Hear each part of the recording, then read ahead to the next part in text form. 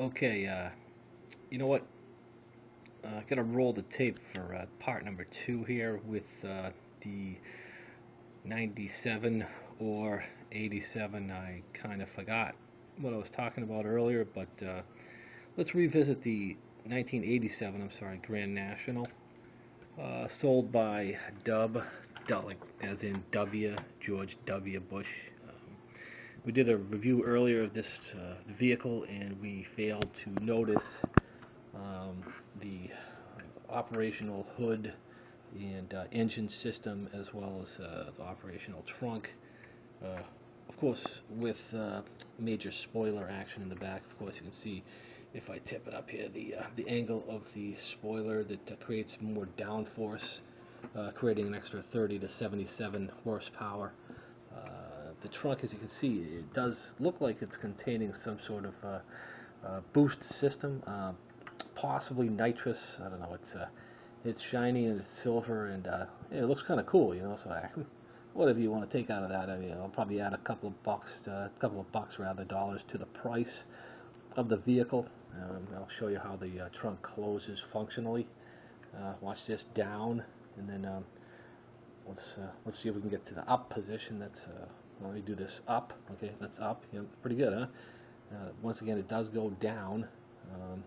Very similar to some other things that we're aware of. Watch this, it goes down. Okay, I think that's enough for the trunk. I mean, you've seen one trunk, you've seen them all. I mean, well, yes, actually maybe not, but that's a story for another video, and we'll address that later. Let's turn off, well, turn on, excuse me for the mistaken words there, but let's turn to the engine. Of course, we can crank the engine, and I can show you the sound, or you wouldn't really show sound, but you can hear it. Let me get in here. Okay, that's shut it off. That was a little too loud for this particular video, but as you can see by the intake there, it looks like a dual quad posi intake running off quad ram air, and it does have an active hood scoop. Actually, it's closed, but it's active. That's that we can address in part 3 of the video. And okay, let's see, what else does it have? It has overhead dual trunk space. No, wait a minute, that was covered. That was covered earlier. What is this shiny thing right here? I don't know. Some sort of shiny, I don't know, sprockets. I don't know what those are called.